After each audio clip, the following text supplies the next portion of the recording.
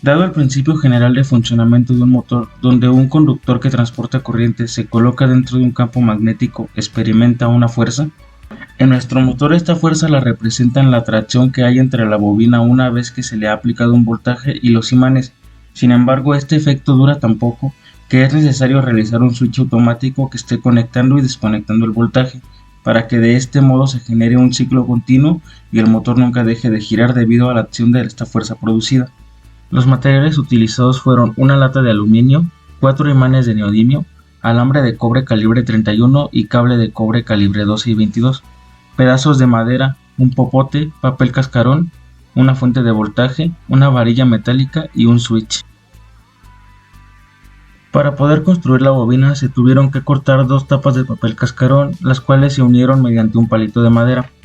Esto funcionó como base y es a través de esta base donde se dan aproximadamente 790 vueltas con el alambre de cobre más delgado. Una vez que se terminó la bobina, simplemente se encintó para aislar y así evitar cortos. Como podemos ver en las pruebas de magnetización, al colocar un voltaje en las 2 terminales de la bobina se genera un campo magnético y ésta atrae los metales hacia sí. Para realizar el rotor lo primero que se tuvo que hacer fue retirar la tapa de la lata y se hizo pasar el eje metálico a través de ella, en este caso es la varilla. Después se colocaron los imanes de manera estratégica que los 4 estuvieran a una misma distancia, pero que estuvieran colocados justo en el centro vertical de la lata, y finalmente se selló para que estuvieran unidos el eje y el rotor.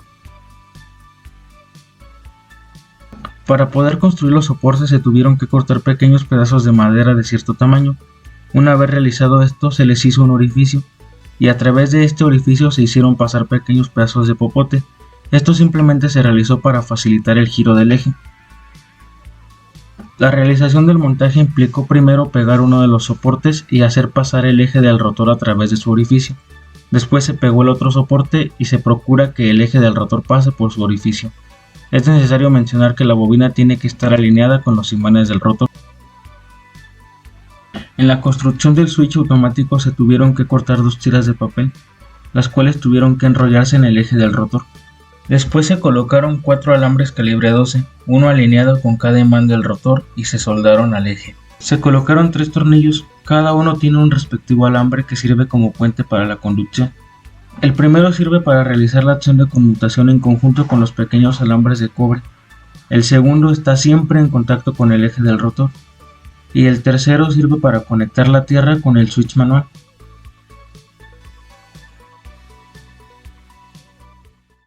El motor está alimentado por una fuente de 24 volts.